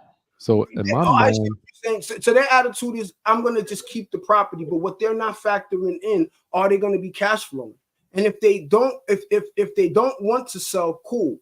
If they don't want to sell, cool. So, but they have to live somewhere. They do, right? So then now, what does that mean? Are they acquiring another property? That's what I wanted to discuss with y'all. I'm like, if they have to move, are they going to keep that for rental? I think a lot of people are going to sell, because you got to realize most people don't want to be landlords. No, most people don't want to deal with tenants. Most people don't want to no calls in the middle of the night. No, you got to think about it. Real estate investors is a small portion of of America. So yeah, once people start calling, they may try it out. Let me say this: they may try it out for 6 months to a year, but once all the calls start coming in, shit start breaking, they don't want to deal with that. They go sell it. I think it goes back to Welby. You know, Welby's coming when he matter of fact, on the last time he was on the podcast, and he said you got to pick a side, right? And I think what a lot of people don't realize is that when you are an investor, right, the good thing about experienced investors is because you take a Welby or Chris or O'Neill, you guys have developed systems over time that have made you more efficient at being a real estate investor, whether you a landlord, whether you wholesale, whether you you taking properties over creatively, subject to, you have systems in place to be able to manage each and every step of that, whether you have them physically written down or you've cataloged these systems in your brain. And so when you take a new person who does not understand the cycles of real estate, how to manage real estate properly, know how to not rent to family members because they fell on a hard time, know how to turn over a property when it got trashed by somebody. When you don't know how to spot clues, I'm pretty sure right now, if somebody wanted to rent a property from Welby is going to be able to size that person up. He's going to be able to hear certain things in that conversation that's going to either turn him on or turn him off about that particular tenant. And that came from experience and systems. And so I think Byron, sorry, that's the point. I guess what I was trying to get, that there's going to be a lot of people that would want to attempt to do what Chris was saying, but it's not going to work out because you still have to be able to manage that property. Then on top of that, the odds are more so than not that even with the low interest rate, the payments were still high, and that the monies that they're going to generate from that, converting that property to now a rental, is going to be minimal compared to the risk that they or the risk that they have to take turning this into a rental property. Mm-hmm. And now I don't know if you guys even heard about this here in New York. A landlord murdered 3 people in his home today in New York, 2 of them for not paying rent. Wow. Today. Lord. Wow. Yes, today that happened. So just putting a landlord hat on, and it's something that you've never done is stressful, and it's not just going to work out like that the way people like you want to believe. I'm just going to rent it out. You still got to manage that property too. Yeah, it's not that easy. It's not that easy. Because at the end of the day, you have to know how to have people skills. You got to treat people with a certain amount of respect. And at the same time, you got to enforce law. Those are leadership skills. If you don't know how to do that, fix things on time. You got to be a manager too of property and people. You got to become a babysitter. That's right. Social worker, psychologist. All of that. You got to do all that. You got to hear a bunch of excuses. Sometimes you may have to make your house payment and payment if the tenant go vacant. A lot of people ain't built for that. Right. You know? It's true. A lot of people live check to check, man. They can't afford an extra $850 to pay another mortgage. People haven't seen nothing yet. It's just getting started. But Byron, people haven't seen nothing yet. How bad do you think it's gonna get, Welby? You're gonna see a lot of people in pain, man. I'm just being real with you. You're gonna see a lot of people in pain. You're gonna see a lot of people that are gonna be in a bad position. You're gonna see it. What was you saying, Chris? Well, Byron, I just want all of the viewers here. Well, we all have. I want everybody to understand that real estate investing is like the NFL. Every one of us are coaches. We have a different strategy, and we go in to win. Welby goes in to win. I've seen him go in. I'm sure Welby, just like me, I go in to win. I have a different strategy. It works for me. Welby's strategy works for him. Byron, O'Neill, we all have different strategies, and you too. Watching this video, you can pick and choose or hybridize any of the ones that you want to put together. From our perspective, is from the lowest interest rates in the history. If you can master the skills of acquisition, I'm busting at the seams thinking about all the loans that I've already taken over several 2.8% loans, 3% loans, 4% loans, while everybody else in the world is spending 8% on money right now. But you got to get educated to be able to do that. And to add to Chris what he's saying, I stand on it when I say it's not about the interest rate, it's about the deal. There you go. I stand on it. So even with these higher interest rates, at an 8% interest rate, if you are able to acquire a property where the property works at the 8% interest rate, imagine what's going to happen when the rates go down to 6% or 5%. Because eventually it will. Eventually it will. So while people are focused on solely the interest rate, I always say you are blocking your opportunities. You are blocking your blessings, because all you're saying is, I'm not buying right now because the rates are at 8%. What you should be focusing on is the deal and how the deal can work with the 8% interest rate. How can and if it works with the 8% interest rate, considerably works with the 8% interest rate, it only gets better from there. Well, you said something that just really stuck with me. Time in the market trumps trying to time the market. When you said that, I'm like, you know what? That's my life right there. If you can just weather the storm, it gets easier if you stay in the game. Chris, I'm so excited about the rates going up. Me too. I'm so excited about the rates going up. And listen, I'm not talking to the average person. Yeah. I'm talking to the investor. So people stop taking it personal, because it has nothing to do with you, because this conversation is not for you. The investor understands the opportunity that the higher interest rate will present. Because what's going to happen is in 2024, you're going to see, I believe it, you're going to see a stalemate in the market, where the market's not going up or down, it's just frozen. You're going to see that. And you're going to see people that are going to be in a dismal situation that has to get out of it. So even at their 7%, 8% interest rate, they bought the property at a certain price. The value shot up. Now imagine now you're able to get the property at the right price with the 8% interest rate. Mm-hmm. When you're able to do that, what happens is, even with the higher interest rate, you already created your equity without having to wait for appreciation. You did not have to wait for the appreciation. You walked into the appreciation. Now the property is already performing well at the 8% interest rate. What do you think is going to happen when the rates go down to 6%? Rents are still going up. It only gets better from here. There you go. Focus on the deal rather than focusing on the interest rate. I don't think people understand. We don't buy real estate based on market conditions, y'all. We buy real estate based on social issues. Like we have when did that finally click in your head, Chris? I don't think that got that until 2016. Well, you know, I didn't get that till 2019.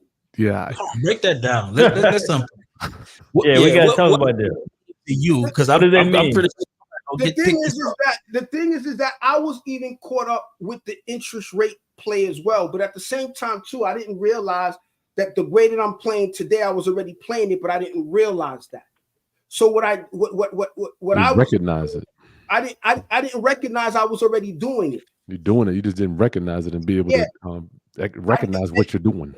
Yeah, and the reason why I didn't recognize it is because of what happened to me in the subprime era. I focused on the deal, the overall deal. So when now today you seeing that the interest rates are at the price that they are, the average person, for example, is going to buy a property for $500,000. They're going to buy a property for $500,000 at an 8% interest rate, but it's worth $500,000. Us investors are going to be looking for a property that is worth. That's the key word. It's worth $500,000, but we acquired it for $300,000. Mm-hmm. So we bought the same property with the same value, but you bought it a different way than I bought it. So now my 8% interest rate is based off of the acquisition cost of $300,000, while your 8% interest rate was based off of the $500,000 that you bought. But we both have a $500,000 property. So now while your mortgage on that $500,000 property is, let's say, $4,000, for the same property I bought for $300,000, my mortgage is $2,500. Wow. So now that same property that you bought with a cash flow of $5,000, where you're making no money, I'm making $2,500 for the same property. So that's why we don't care about interest rate. And there's this guy, I don't remember his name. There was this Caucasian man that took the snippet that we did about me saying, who cares about interest rates? The guy got 1 million followers or whatever it is. And he said, he grabbed the snippet and he said, I love this man's passion, but if you listen to what he's saying, he might sink your ship. Oh, shoot. I'm not talking to the demographic of people he's speaking to. Mm-hmm. They should. He's talking to homeowners. Yes, those people should listen to him. Listen to what he said. The people I'm speaking to are investors or investors that are in the making. Mm-hmm. We don't care about the interest rate. And I could give examples all day as to why what I'm saying is true. So if you buying a house with an 8% interest rate for $500,000, making no money, but if you buy a house with a 2% interest rate, if you bought a house for $500,000 with a 2% interest rate, making no money, but if you bought the same house for $500,000 with an 8% interest rate that's worth $500,000 for $300,000, would you buy it?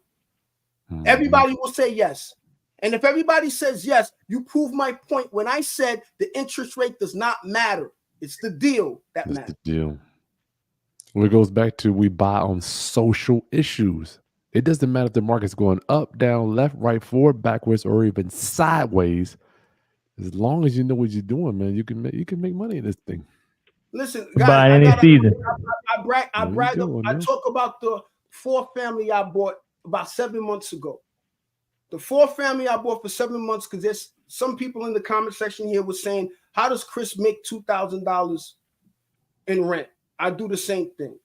That 4 family, when I bought it with an interest rate of 7.75%. That's the interest rate. The value of the property is $450,000. The average person would have bought the property for $450,000 with an interest rate of 7.75 or higher. I bought this property that is worth $450,000, $465,000. So now I'm doing my numbers based off of $165,000. So the mortgage for the person that would have bought it for $450,000 would have been about $3,800 or something to that effect. $3,800. My mortgage on the same property is $1,938 with an 8% interest rate. The property, the gross income of this property is $6,850 a month. That's the gross income. So what do you care about an 8% interest rate when you pulling in over $4,500 in net income? And don't forget, everybody, I still got $250,000 in equity in it. Wow. While that same person bought the property with no equity in it. They lose. So why? So the people that I'm talking to is not the person that guy was talking to. So don't have people tell you that it's not possible. Those same apartments for example, that was talking for $2,000. The apartments that I'm renting out is for $1,900. But originally, before I acquired that property, the same apartment was being rented for $600 a month. Wow. The same apartment, $600 a month. You put down. And in a matter of a couple of months, I was able to triple the amount of rent that same apartment was able to make. Wow. Poor management. Poor man. Wow. Wow. Listen.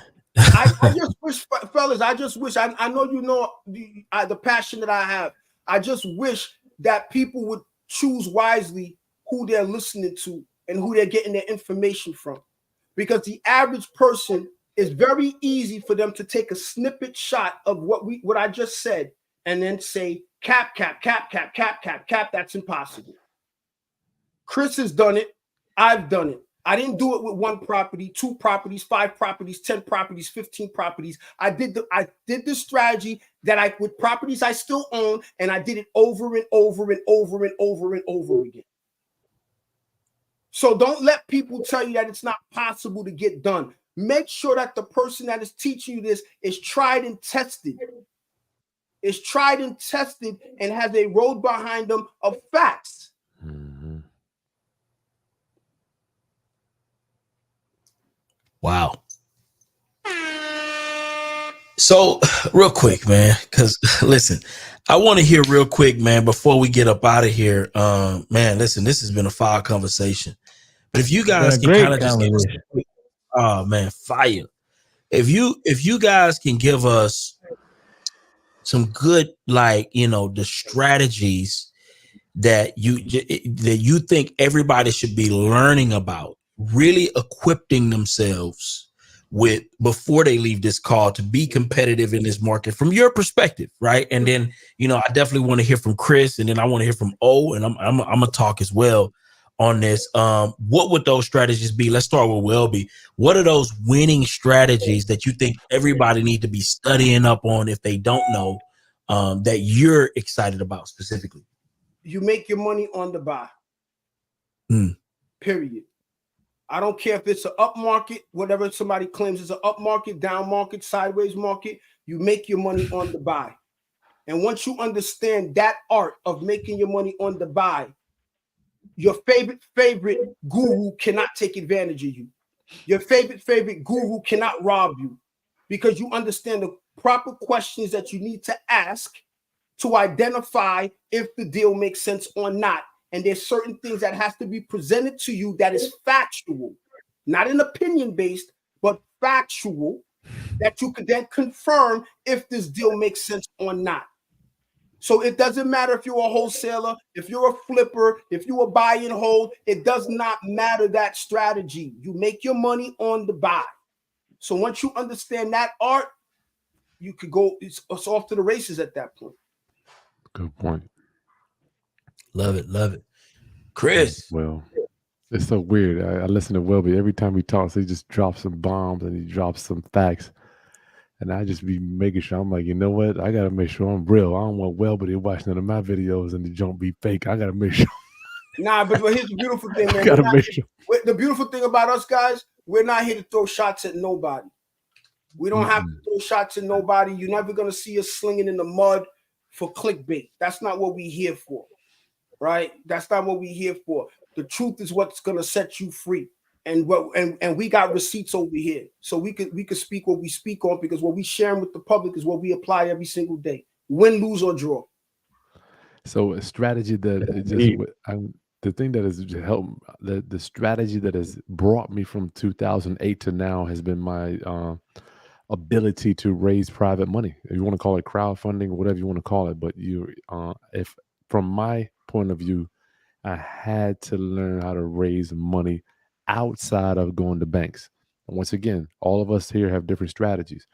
They all work for each one of us. I don't use banks to buy houses. I do not go to banks. So being able to raise and deploy private money has been my saving grace. I never forget when I was buying houses in 2010, 11, 12, where everybody was running from the real estate business. I would see people drive by, like, man, you still buying houses? What about foreclosures? I'm like, private money, man. I got private investors now. So that has been the air under my wings. So real quick, before because we got to dive deep on this real quick. What is those conversations like? Because I don't know if we even got that piece yet. What are those conversations like? How are you propositioning those people to get those deals set up? I think we briefly talked about it earlier. The story when I went to Harris Teeter, I had to get those groceries because I was responsible for dinner that night. Oh yeah, we're giving value. More. Yeah, well, Nell, you're a master at this. I seen that beautiful smile of yours going into homes all the time, looking at real estate. You're giving so much value. We're giving to people, and we're not. When I talk to people that want to give me money, I'm not asking you or begging you for anything. I'm like, this is not, where people ask people for money because they feel sorry for them. Well, this is not that. So let's go ahead and get that out of the way. I'm providing a service for you, Ms. Smith. We will pay you a high rate of return secured by a well-performing, centrally located piece of real estate. In exchange, I will take your money and I will put it to work under this piece of real estate, and we'll either get cash flow together or I'll fix it up and sell it and cash you out. So it's more about how much value am I giving, and it's so weird. I love giving value, man. It's so, the more value you give, money falls out of the sky. You're giving us value tonight, man. Shout out to you. Just keep on coming, man. Keep on coming. Somebody put a question in the chat. They say, "How do you seek private money?" If you mind kind of tackling that one. Yeah. Well, Byron, you're a private money guy, right? Or do you do traditional money? I lend money too. I do lend money. I lend money. If it's the right deal, I funded several deals this year. Okay. Cool. But somebody put in the chat, where do you seek private money? Yeah, well, I seek it. Well, I like to start right with what I have in my hand. It's so amazing when I think about reparations and my people and all this stuff. Like, what have you done with what you already have? Right. And everybody's like, we need to get all this money. We need to get this. I'm like, well, what did you do with the money that you already had? And 9 times out of 10, the conversations that I have with people, that they are underusing what the Lord and the universe has already given them. Right. We're all guilty of that. I am too. But I had somebody train me, like, just use the numbers that are in your phone right now. Right. Let's don't go out in the far, what is it? Acres of Diamonds, I believe. What's the guy's name? Can't remember the name of the author. Acres of Diamonds. Don't look far out for opportunity, but recognize opportunity right under your nose. So I just went right to my phone and I'm like, okay, first person, boom. And one of the things we have to make sure we don't do is assume or presume we know how much money people have. I've had Section 8 tenants go from being on government subsidy rent to millionaire status. So we don't know what people have. It can happen overnight. People can get settlements. They can hit the lottery. It happens. Yeah, that's a fact. I've seen it happen many times over. All the time. Yeah. Oh, what are you what strategy you most excited about right now, and what strategy you think most people need to learn going into this new season? Chris said earlier, man, the most important thing is adding value to people. You can add value to people, you can always get money. You can always get a good deal. People got to learn how to get off-market deals, learn creative financing. That's the most important thing I'm excited about. Chris said earlier, I do the same thing. I pick them up, creative finance, either subject to bound for deed, lease option, and then I sell them again on lease option or bound for deed. I just become the bank in that transaction. I love that. I get a big down payment, $15,000, $20,000. I get $700-800 a month cash flow, and I'm cool with that. I have no responsibility. Something break, you don't call me, you handle it. Now, if you don't pay, of course, that's when we take other actions. But at the end of the day, I want to get as many properties as possible, little no money down, big down payments, and get cash flow with no headaches. Another thing people need to do is be confident with the numbers that they're presenting, confident in the numbers that they're looking at, confident in the comps, so you can present the right offers. If you don't know how to run the right comps, if you're looking at stuff from last year, you're going to pay too high for the properties this year. So that's the thing I think that's right. I'm going to do, and that's the thing people here need to do. 90 days on that, bro. 90 days. I love it. Yeah, because people look at, this property sold for $150 last December. That shit ain't worth $150 it's different now. It's different. Listen, I can tell you right now what I'm most excited about is creative finance strategies. I got one right now under contract, looking to close soon with a 2.9% interest rate. Oh yes, indeed. And it come with equity. Let's talk about it. Right. I'm looking to pick those up at a rapid pace, as many of them as I possibly can. Obviously, we got to make sure that the numbers, the maths. I'm not hawkish on me personally. Right now, here's the deal. I know that Chris said that he's a little bit more hawkish, even if it doesn't have a lot of equity. I need that thing to have some equity, and I'm gonna tell you why. Because here's the thing. I'm looking at, number one, we just saw in the stats that it's taking people literally, I don't know how much the price compression is going to drop, right? And we saw that it's taking people 13 years in some cases to be able to recoup that same said equity that they quote unquote thought that they had, because the market conditions are different now. And so the way I'm looking at it is, I'm not thirsty for any deals. If I find one that meets the criteria that I like, I'm going to pick it up. If I don't, I'm cool with it, because I'm pivoting into the build to rent space anyway. right? Where I know that I'm gonna be able to build something that is gonna work for what I'm trying to do.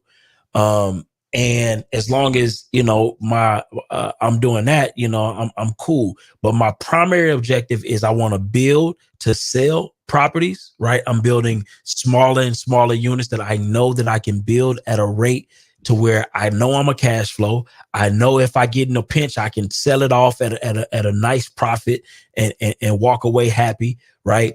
And I also have a construction company that I'm building, right? So that way I can continue to get my prices cheaper and cheaper. I can get better and better debt, because many of you know, when you get that construction company, you got millions and millions of dollars flowing in and out of your bank account. That's going to open you up for all kinds of lines of credit. So I want to take those lines of credit and deploy that into real estate deals. And so that's going to be my strategy. I'm focusing on getting bank ready so I can be extremely attractive to any bank that I go and walk into. And that's pretty much where I'm headed, just to give you a little glimpse piece of what that looked like. But yeah, can we, what's that? That's smart, B. I like what you're doing there, man. Build to rent. You doing tiny homes, stuff like that too? So my house is getting tinier and tinier. I'm not in the tiny home specific market, but due to the housing market, I have to build smaller to be able to be competitive. Like 1400.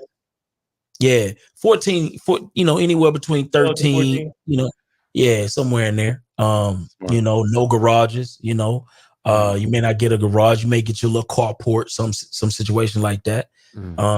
But that's all it is. That's my strategy. But I do plan on ramping up the construction side of the business pretty heavily.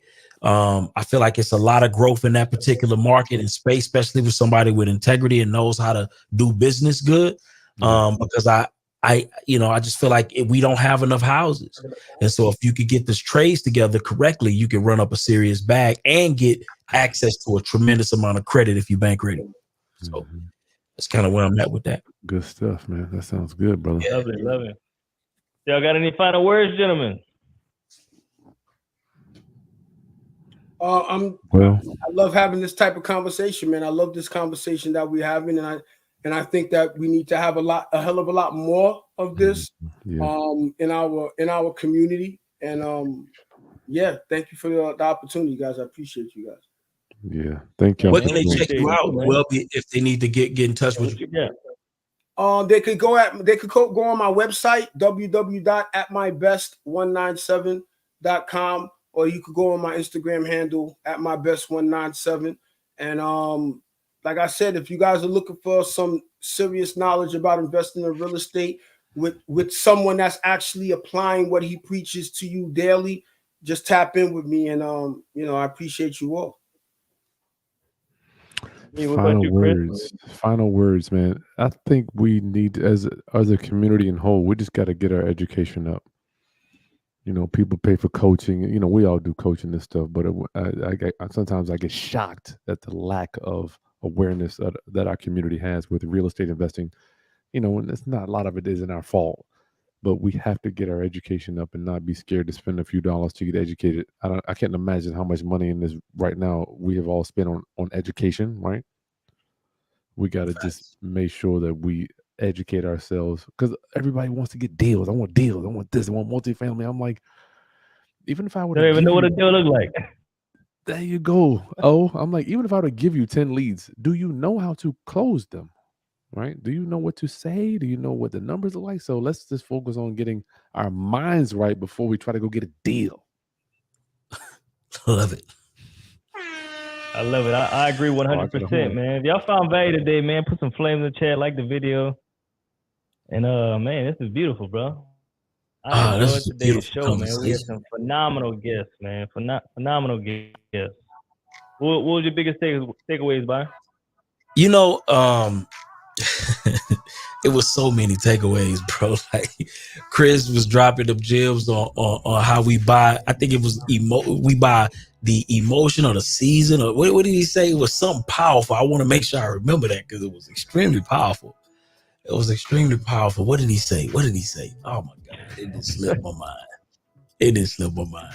But anyways, it was so many gems I picked up from it, man. But what I picked up more than anything, man, is that it's the history.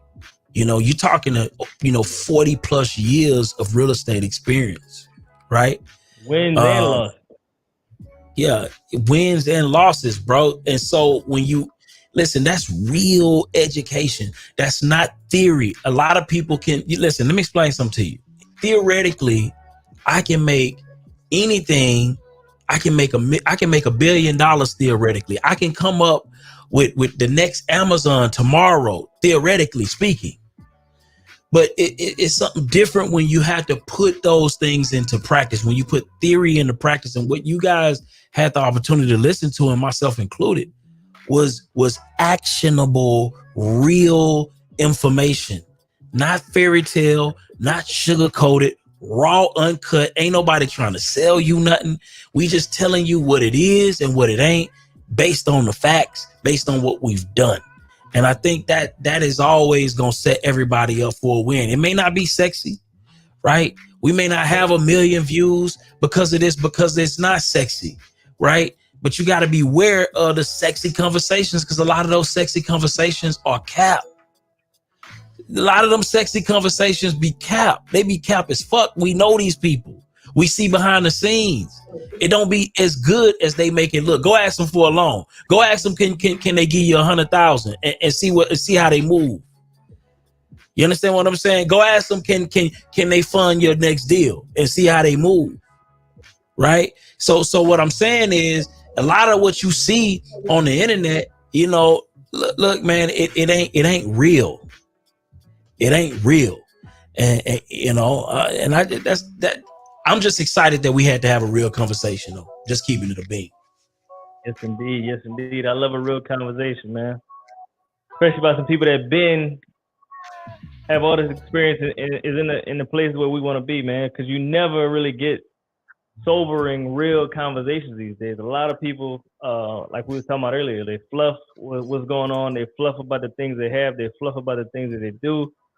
The guys that was here, man, they've been doing this for 20 plus years. They got plenty of receipts. And as we said, they took losses and they bounced back from the losses. So it's always important to listen to people that's been through those things, especially if you haven't been through it before, because a lot of people get into business and in life and things and think everything is all good. It's never going to be bad.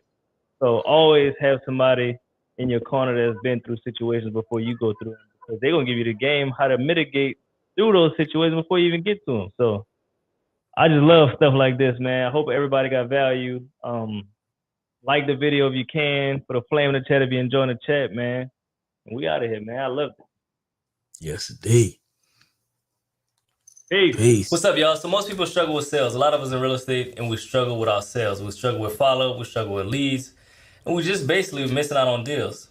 For me, I just got on Taskify CRM. They send messages out for you. And look, a lot of us have work. When you get off of work, you have hot leads ready for you. Make sure you check out Taskify CRM. I'm telling you, it automatically replies for you.